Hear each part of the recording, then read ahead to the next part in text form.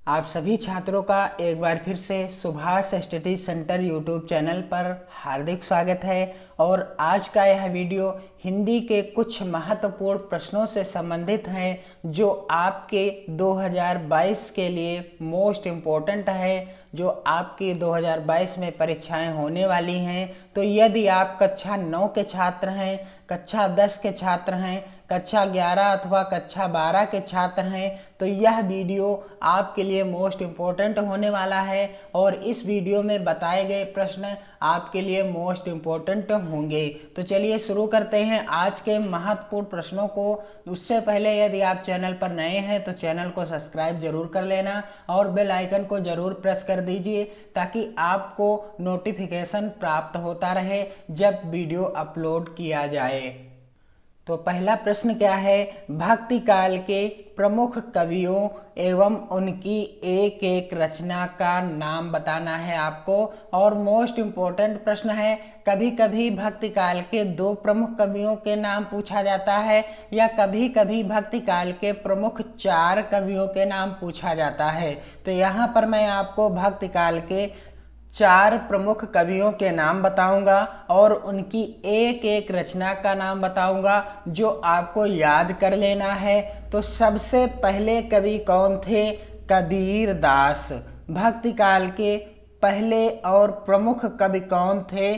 कबीर दास। और कबीर दास की रचना का नाम क्या है? कबीर दास की रचना का नाम है बीजक।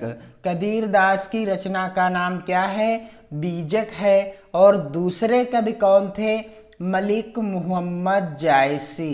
मलिक मोहम्मद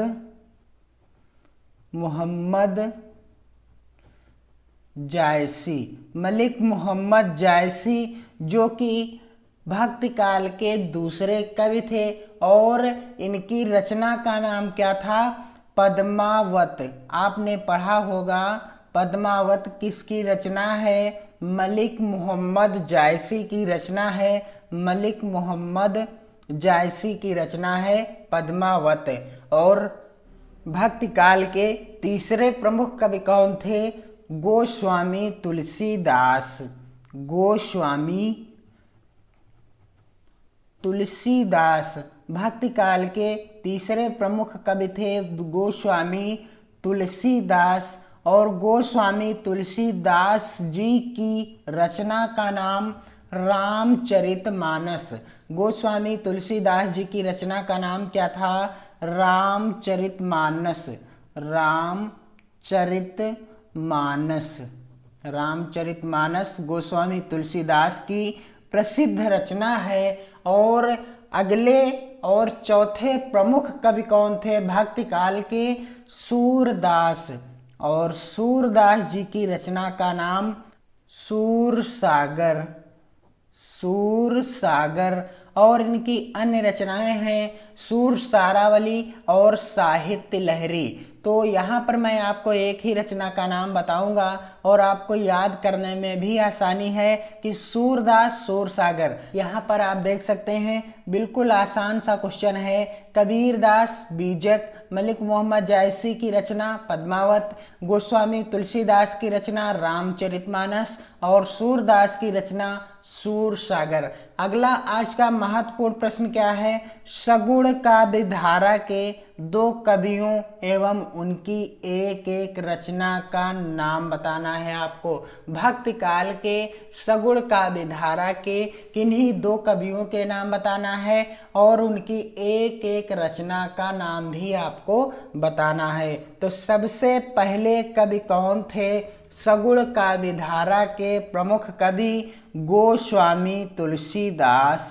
गोस्वामी तुलसीदास किस काव्य धारा के कवि थे? सगुण काव्य धारा के कवि थे।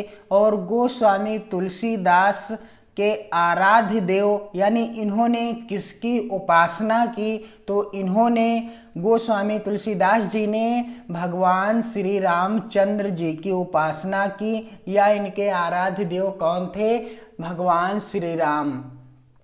और इनकी रचना का नाम क्या है? तो इनकी रचना का नाम है विनय पत्रिका।